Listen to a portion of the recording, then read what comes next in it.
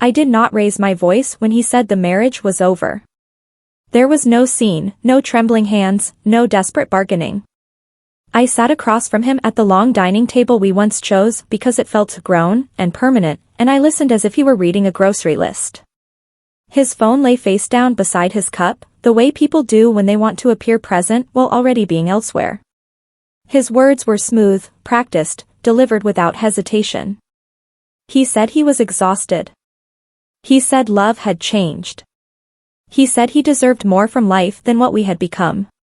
I nodded, not because I agreed, but because I recognized the finality in his tone. You cannot debate someone who has already exited emotionally. It is like arguing with an empty chair. What he did not realize was that nothing about that moment was empty. Every word landed somewhere. Every choice was being recorded, not out of revenge, but out of clarity. When the paperwork arrived, something shifted in him. He woke up. Not to us, but to the game. Energy replaced indifference. Strategy replaced silence. He hired a lawyer whose confidence filled rooms. He came prepared with folders, highlights, calculations. In court, he smiled as if the process amused him. He wanted the house, the vehicles, the savings, the investments, the future we had assembled together piece by piece. He wanted all of it, and he wanted it cleanly. I watched him wait for resistance. Tears. Please. A breakdown.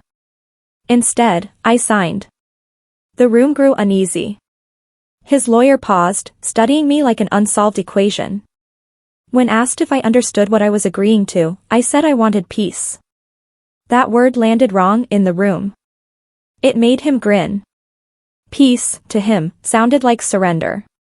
People thought I had lost perspective. Friends whispered that I had given up too easily. Family urged me to fight, to protect myself, to take at least something. They did not understand that I was choosing differently, not losing.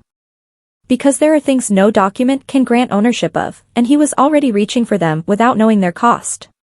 He took the house, the glass, the polished floors, the illusion of arrival. What he did not take was the quiet that settles when night comes and there is no one left to impress. He took the cars, fast and flawless, symbols that turn heads. What he did not take was the relief of moving through the world without needing to prove your worth at every red light. He took the money, every account balanced in his favor. What he did not take was rest, because wealth had already claimed him long before he claimed it. I moved into a small apartment with thin walls and a floor that announced every step. And for the first time in years, my chest loosened. I slept without listening for his arrival. I ate without commentary. I laughed without checking the room for approval. Peace did not announce itself. It arrived quietly, and I learned quickly that silence terrifies people who cannot stand themselves. Time passed. He rose publicly. New suits, new company, new admiration. He made sure the world knew he had prevailed. I heard the stories. How kind he was to let me go. How sharp he was in court. How impressive his life looked. I smiled each time, because strength that needs witnesses is already cracking. What went unseen was what he was shedding. First his health, masked as dedication. Then his connections, built on what he could offer rather than who he was. Meanwhile, I was working without spectacle. Learning without announcement. Building not to compete, but to survive. Then to breathe. Opportunity met me when I stopped chasing it. One choice opened another. One failure taught me what success never could. I was not wealthy, but I was unowned. Years later, we crossed paths, by accident. No stage, no warning. He looked diminished in a way mirrors cannot show. His eyes searched me for evidence of ruin. He did not find it. I was steady. When he spoke, his voice wavered. He said he must have taken everything. There was hope in the question. I understood then that he had indeed taken everything. The pressure. The responsibility. The illusion of control. All the weight that accelerates time. I told him he took what he wanted. He nodded, but his eyes told the truth he could not say. He believed the end of the marriage was my ending. It was the beginning of my life. He believed possession was victory. He never learned that freedom is the rarest wealth. He took everything he could see. I walked away light. And that difference would shape everything that followed. The silence after the storm, after the divorce became final, silence settled so deeply it felt artificial, like a soundproof room built too quickly. No messages. No arguments. No reminders of the person I had trained myself to be. At first, the quiet frightened me. I woke expecting tension and found stillness instead. That was when I realized how loud my life had been before. Every decision once passed through him. Every idea waited for his reaction. Without that filter, I felt exposed. Silence was not absence. Silence was space, and space forced me to hear myself. I began writing at night, filling pages with truths I had postponed for years. Moments where I had shrunk to keep peace. Thoughts I buried because they disrupted his confidence. Dreams delayed because they did not align with his timeline. Each sentence loosened something tight inside me. Healing did not arrive immediately, but awareness did. People warned me life would be harder. That regret would come. That starting again would punish me. But days arrived anyway. Bills demanded attention, and so did opportunity. I took work I once would have dismissed and discovered pride in earning without permission. I met people untouched by my history, uninterested in what I had lost. They valued my thoughts, not my compliance. Survival refined me. Every small win felt earned. Every setback felt temporary. I stopped explaining. I stopped defending. The woman forming did not require an audience. From a distance, his life remained impressive. Smiling photos. New ventures. Applause. But ambition built on arrogance always demands repayment. Slowly, it collected. He began asking about me indirectly, pretending curiosity where there was regret. I heard he trusted no one. That nothing satisfied him. The man who accused me of holding him back was now buried beneath his own hunger. I felt no triumph in this, only clarity. I saw what I had escaped. The day I moved on was not forgiveness or success. It was the moment I stopped rehearsing conversations that would never happen. Letting go is not weakness. It is refusing to carry what no longer belongs to you. I had been strong for someone else long enough. Now I was strong for myself, and that strength was quiet, consistent, unmovable. I did not leave with everything, but I left with myself. There came a moment so ordinary it almost slipped past me. I heard my name spoken in a room where no one knew my history. It was not attached to a marriage, not softened by apology, not followed by explanation. Just my name, connected to my work.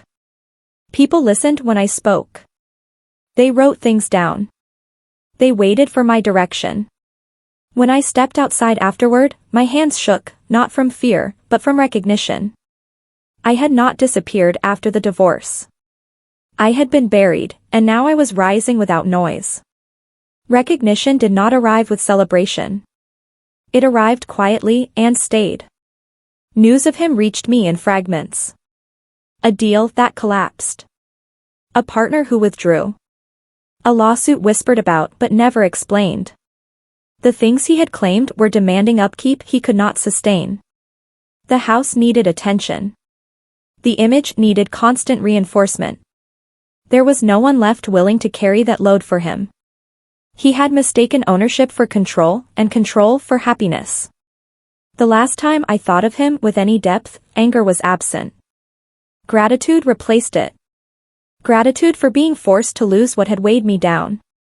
Gratitude for learning the difference between being chosen and choosing myself. My life no longer responded to his decisions. It moved in a direction I set deliberately. I rebuilt without shortcuts, without spectacle. Foundations built honestly do not tremble. He took what was visible. I kept what endured. I did not expect to hear from him directly. When his message arrived years later, it felt like reading a note from another lifetime. There was no apology. Only fatigue. He asked how I was, as if the question might reconnect something time had severed. I realized I did not owe him a summary of my life. I replied politely, briefly, and when the exchange ended, so did the final tie to who I used to be. My days filled in a way they never had before. Not rushed, not chaotic, but complete. Mornings began without tension. Evenings closed without judgment. I chose people who did not require me to shrink to belong. I learned that love is not control disguised as concern, nor criticism masked as honesty. Love is safety. Love is space. Love does not demand ownership. In building this life carefully, I understood why losing everything had not destroyed me. It had uncovered me. Success arrived differently than I once imagined. Not as revenge, not as spectacle, but as stability. As choice. As the freedom to walk away from anything that compromised my values. I stopped measuring worth by possession and began protecting what mattered. My peace. My time. My integrity. No court could divide those. No signature could transfer them. He believed strength was taking, holding, dominating. I learned strength was release. Trusting yourself enough to step forward without guarantees. He took everything because he feared losing control. I let go because I trusted myself to survive without it. That difference altered the trajectory of our lives. If asked whether I regret the divorce, my answer is simple. No. Losing him forced me to meet myself. The woman who endured quietly, rebuilt patiently, and learned that dignity has no price. He took what he could touch. I walked away with what he could never reach. And that is where the balance finally settled. Just when life felt settled, it tested me in an unexpected way. An opportunity appeared that echoed the past too closely. Power. Money. Influence. The kind of offer that once would have convinced me to stay silent just to remain included. This time, I paused. I listened to instinct instead of fear. I asked questions I once would have swallowed. I set boundaries I once would have apologized for. And when I recognized the familiar pressure to make myself smaller, I walked away. Not loudly. Not angrily. Simply decisively. That was the moment I knew I was no longer the woman who lost everything. I was the woman who could choose not to lose herself again. Peace became my teacher. It taught me patience, discernment, and the wisdom to know that not every invitation deserves my presence. I stopped romanticizing struggle. I stopped mistaking chaos for passion. I learned to rest without guilt and to succeed without asking permission. Life no longer felt like something I had to endure. It felt like something I was allowed to enjoy. That realization alone justified every loss. I began thinking beyond myself, about the example I was setting and the legacy I was shaping quietly. I mentored without spotlight. I supported without recognition. I shared my story only when it could ease someone else's fear. Healing, I learned, does not stop with you. It moves outward. And that became my truest wealth. If he stood before me now, explanation would be unnecessary. My life speaks clearly. The calm. The consistency. The joy that does not depend on approval. He took everything believing it would make him powerful. I lost everything and discovered who I was without fear. And that is power no one can ever take. One day I noticed something strange. I could no longer remember the sound of his voice clearly. The sharp edge that once lived in my memory had softened, then disappeared. His opinions no longer hovered over my decisions. His approval no longer shaped my choices. The past had lost its authority without announcing it was leaving. There was no confrontation, no final conversation. Just a quiet understanding that the chapter had closed without asking permission. I had outgrown the version of myself that needed answers. I once believed strength had to be loud, firm, unquestionable. Life taught me otherwise. Strength can be gentle. It can speak calmly and still hold its ground. Being soft does not make you fragile. It makes you selective. I learned to give kindness without self-erasure, to care without self-betrayal. In choosing where my energy went, I became unbreakable in ways I never was before. Eventually even the rumors stopped. No updates. No whispers about his victories or failures. He faded into the background of a life that no longer revolved around him. That was the final confirmation. Not that he failed, but that he no longer mattered to my story. My life now fit me. It did not demand performance or explanation. It allowed growth without punishment and rest without shame. I woke up grateful instead of braced. I moved forward without scanning the past. Everything I lost taught me exactly what I needed to gain. This was never a story about divorce. It was a story about transformation. About losing everything and discovering that the most valuable things were never on the table to begin with. He took what he could claim. I kept what I could become. That distinction changed everything. People still ask the same question, usually softly, usually when they think they are protecting me. They ask if it still hurts. If I ever miss him. If I would change anything. I no longer hesitate. It hurt once, deeply. But pain that reveals who you are is not something you regret. I do not miss him. I miss the woman I had not yet met back then. I would not change a single outcome, because every loss led me here. One evening I caught my reflection in a window, tired but peaceful. My posture was different. My eyes steady. There was no apology written on my face. I realized I had spent years trying to be chosen. Now I was simply present. Whole. Enough. That clarity was worth more than any asset he walked away with. Life has a way of circling back. I found myself listening to someone who had just been told they would lose everything. I recognized the fear immediately. I listened the way I once needed someone to listen to me. And I told them the words that once saved me. Let them take what they want. Protect what they cannot see. I watched relief settle into their shoulders and understood my story had grown beyond me. I no longer fear starting over. I no longer fear loss or solitude. I know now that nothing meant for me can be taken without my consent. The future does not threaten me. It invites me. And I walk toward it carrying only what I choose. In the end, there was no courtroom speech, no dramatic collapse, no moment where he finally begged for forgiveness. Life does not always deliver justice loudly. Sometimes it delivers it slowly, through time. He walked away with everything he thought mattered. I walked away with everything that makes life worth living. What he took became his burden. What I lost became my freedom. I did not win by taking anything back. I won by no longer needing to. Peace is not what remains when the fighting stops. Peace is what grows when you stop fighting to be understood. He never knew what he was taking, because he never knew my value. By the time he understood, it was too late. He took everything that could be listed. I kept everything that lasts. And that truth lives quietly inside me, steady and unshakable, long after the noise faded. There is a confidence that does not announce itself. It does not arrive with declarations or demand recognition. It settles into your posture, into the way you pause before answering, into the ease with which you walk away from what no longer aligns. I carry that confidence now. Not because life softened, but because I learned I could withstand it when it didn't. Every decision I make comes from alignment instead of fear. I no longer brace myself for loss.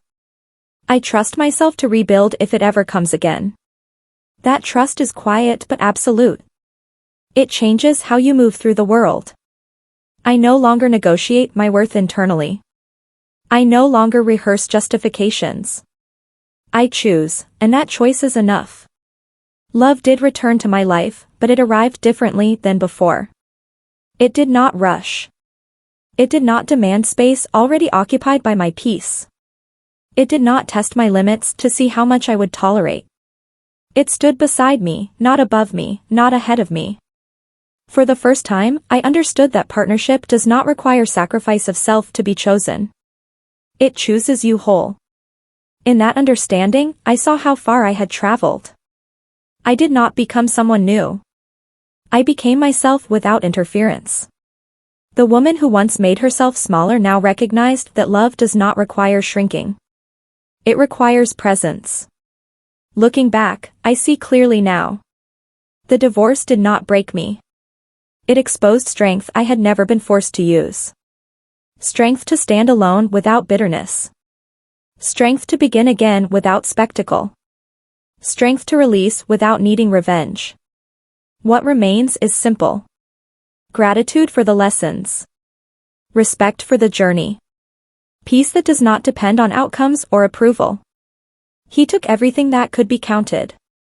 I kept everything that compounds. That truth settled into me slowly, then permanently, until it became the foundation of how I live. In the end, there was no final confrontation, no dramatic justice served on a public stage. Life rarely offers closure that way. Justice arrived through time. Through distance. Through the realization that his choices no longer shaped my future. He walked away believing he had won. I walked away knowing I had survived. And survival, when it transforms into freedom, is the greatest victory of all. I did not need him to regret anything. I did not need him to understand me. My life became the answer without explanation. This is not a story about divorce. It is a story about becoming. About losing what weighed you down and discovering what was never meant to be taken. He claimed what he could see. I protected what I could grow into. And that difference changed everything. If there is anything left behind by this story, let it be this. Sometimes losing everything is the only way to discover what you were never supposed to lose. I stand now unbroken, unowned, and finally free. There was a day I realized I no longer replayed the past when something went wrong. A setback arrived, and instead of hearing his voice questioning my judgment, I heard my own assessing calmly what came next. That was new. The reflex to doubt myself had dissolved without ceremony. I trusted my decisions even when they were imperfect. Especially then. Because imperfection no longer meant failure. It meant movement. I understood that confidence is not certainty. It is self-loyalty. And once you develop it, you stop abandoning yourself for comfort or approval. I became intentional with my time. I no longer filled it to avoid thinking. I protected it the way people protect valuables. I learned the difference between being busy and being fulfilled. Some days were quiet. Some days were demanding. All of them were mine. I stopped explaining why I chose rest. I stopped apologizing for choosing joy. The world did not collapse when I did that. It adjusted.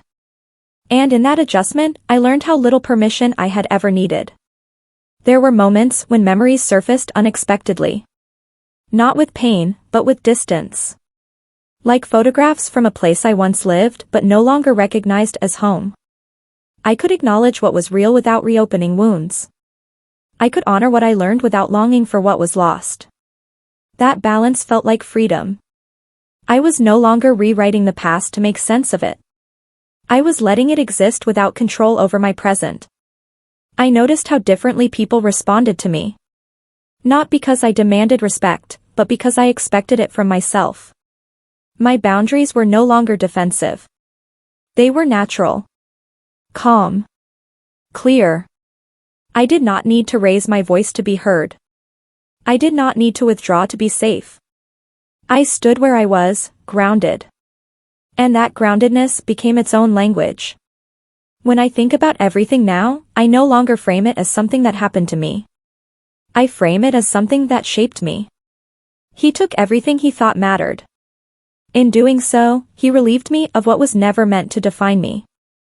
I carry forward lighter, not because life became easier, but because I became stronger in the ways that last. The story does not end with triumph or loss. It ends with understanding. And that understanding continues to guide every step I take forward. There was a season when I realized I no longer measured progress by how far I had come from him, but by how aligned I felt with myself. I stopped checking my life against an old timeline that was never truly mine. I began asking a different question. Does this feel honest? Does this feel whole? The answers guided me better than fear ever did. I learned that growth is not loud. It is consistent. It shows up in small decisions made repeatedly without applause. I became comfortable with not being understood by everyone. Once, that terrified me. I believed clarity required explanation. Now I know peace does not argue. I let misunderstandings sit where they were. I let assumptions belong to the people who created them. My responsibility ended with my integrity. That shift changed everything. I no longer chased closure. I lived forward instead. There were quiet victories no one else noticed. Saying no without guilt. Walking away without resentment. Choosing patience over urgency. These moments rebuilt me more than any public success ever could. I understood that healing is cumulative. It gathers strength slowly until one day you realize you are no longer bleeding where you once were wounded. I began to see how much energy I had spent trying to be manageable, palatable, acceptable. Letting that go felt like shedding a weight I had carried so long I forgot it was there. I did not become harsher. I became clearer. And clarity invites the right things while repelling what no longer fits. My life simplified, not because it shrank, but because it aligned. When I imagine the future now, it does not scare me. It does not rush me. It feels open. Spacious. I know challenges will come, because they always do. But I also know I will meet them without abandoning myself. He took everything he believed defined success. I discovered that fulfillment is not taken or granted. It is built quietly, choice by choice. And I continue building, steady and unafraid, carrying only what truly belongs to me. There were days I reflected on the subtle ways I had been silenced. Small dismissals, offhand comments, expectations that were never mine to carry. I used to internalize all of it. Now I notice it, acknowledge it, and let it fall away. No anger required. No argument. Just recognition and release. That alone felt like liberation. I began to understand that freedom is less about removing others and more about reclaiming yourself. I started making decisions that honored my instincts before anyone else's opinion. I took risks that felt right, even if they were inconvenient or misunderstood. I learned that hesitation from fear is different from caution from wisdom. I stopped apologizing for listening to my own judgment. Each time I did, I reinforced the truth that my voice mattered more than anyone else's approval. The relationships I allowed into my life transformed slowly. I no longer attracted those who needed me to shrink to feel powerful. I found people who celebrated honesty, who valued presence, who allowed growth without envy. Connection became nourishing instead of draining. And I began to realize that building a supportive world starts with one person choosing authenticity and refusing compromise. I looked back occasionally, not to relive, but to measure distance. The man who once consumed my life had become peripheral. His victories and failures no longer shaped my self-worth. I realized that survival is not enough. Thriving quietly, consistently, without notice, is the true demonstration of resilience. And I was thriving. Not for revenge. Not for anyone's acknowledgement. But for myself. Sometimes the most profound moments are the smallest. A quiet morning with coffee untouched by anxiety. An evening walks where no one's judgment weighs on your steps. A conversation with someone who listens because they care, not because they control. These moments built a life I could call my own. The divorce had stripped away what I thought I needed. And in that absence, I discovered everything I truly required: peace, integrity, and the unwavering knowledge that I could survive, rebuild, and flourish entirely on my own. There were moments when I caught myself smiling at nothing in particular, and I realized how long it had been since joy existed without caution. I laughed freely, unguarded, without scanning the room for disapproval. That simple act became revolutionary. Each laugh, each small choice, reminded me that freedom is often measured in the everyday. The house, the money, the possessions, they had never defined me. What mattered was internal, quiet, unshakable. I learned to accept that some people never understand, and that is no longer my problem. I no longer over-explain my choices or justify my boundaries. Clarity is sufficient. Presence is sufficient. I stopped negotiating my right to be myself. Each time I refused to bend for someone else's comfort, I grew stronger. My energy no longer leaked into proving or placating. It stayed entirely mine, and that alone transformed everything. Work became more than survival, it became an expression of self. I pursued projects that interested me, challenged me, and aligned with my values. I stopped chasing approval or recognition. I stopped pretending to be who others expected. Each completed task, each goal achieved quietly reinforced the truth: accomplishment is sweetest when it is unclaimed by anyone else's narrative. I was thriving in silence. I began to mentor others quietly, offering guidance without spotlight. Sharing lessons learned from loss became a form of legacy. I no longer spoke to be heard but to illuminate a path for someone else. The ripple effect of that choice reminded me that power is not in possession or dominance. True power is in the ability to lift others while remaining grounded in your own life. That understanding redefined success for me entirely. There were times when the past crept back uninvited, through memory or chance mention. I noticed it without fear. I acknowledged it without judgment. And I let it pass. The past no longer dictated my pace or decisions. It became a backdrop, a quiet teacher rather than a master. I understood finally that what we carry forward must be chosen consciously, not inherited through circumstance. Freedom, I realized, is defined by selective retention. I noticed how differently I experienced time now. It no longer felt like a series of deadlines, obligations, or expectations imposed by others. Days stretched and contracted according to what I chose to fill them with. Mornings began with intention rather than tension. Evenings ended with reflection rather than regret. I measured life not in tasks completed or possessions acquired, but in moments that felt authentic and whole. That subtle shift changed everything. I stopped fearing solitude. Once, silence felt like emptiness, a mirror of isolation. Now, it is a companion. I began to enjoy my own company, finding clarity and calm in moments when no one else was present. I discovered that being alone does not mean being lonely. It means being complete, unshakable, and uninterrupted. That understanding became the foundation of the confidence I now carry. Opportunities continued to arrive, but my approach changed. I no longer chased them out of fear or desire to prove worth. I evaluated them with discernment. I asked whether they aligned with my values, with my peace, with my growth. If they did not, I walked away. Not in defeat, but in choice. That simple distinction became a filter that saved energy, preserved integrity, and reinforced the freedom I had painstakingly built. Even love came differently. It no longer demanded compromise of self.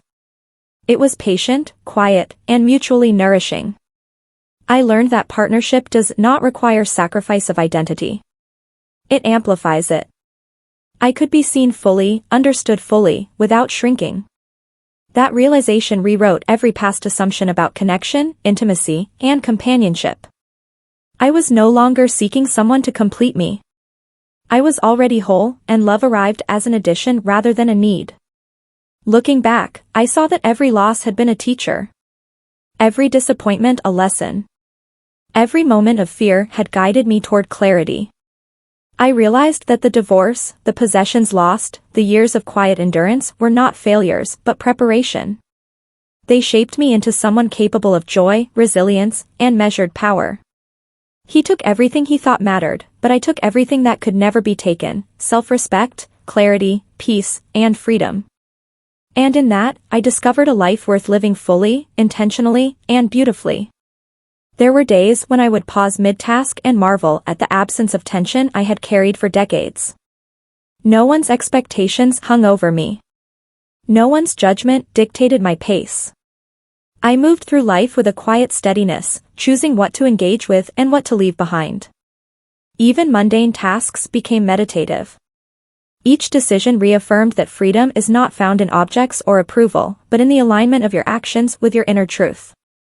I began to see the world differently. People who once intimidated me no longer held sway over my emotions. Success no longer intimidated me because it had lost its meaning when tied to external validation. I focused on impact over image, substance over spectacle.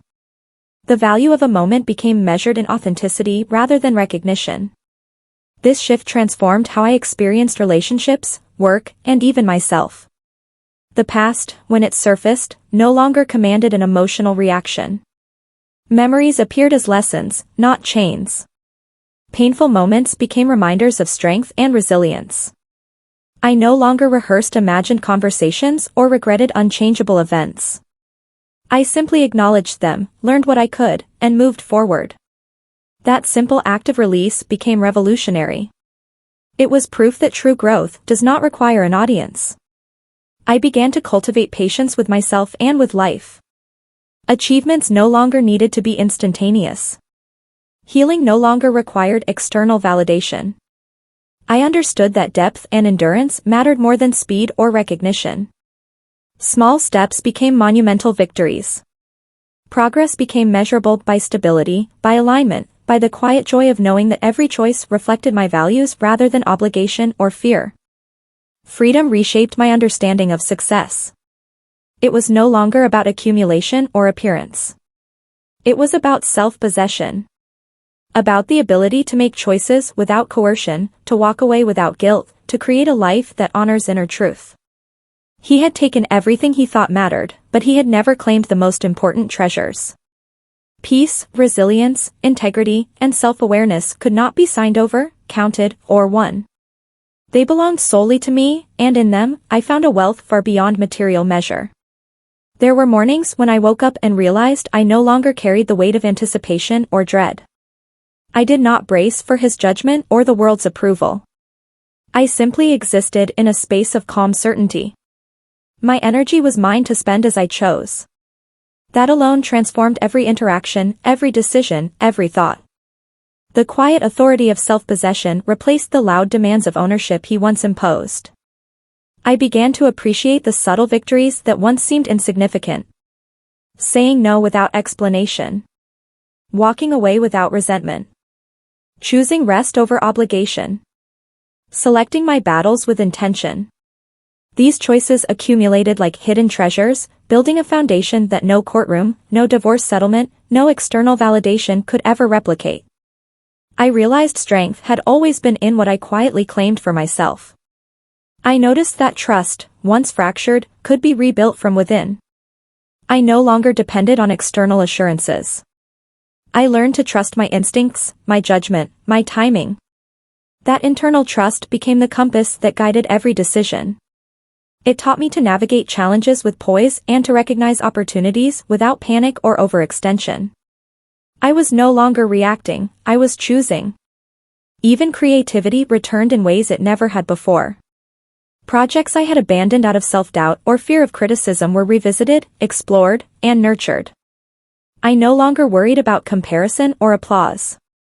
I created for the sake of expression, for alignment, for fulfillment.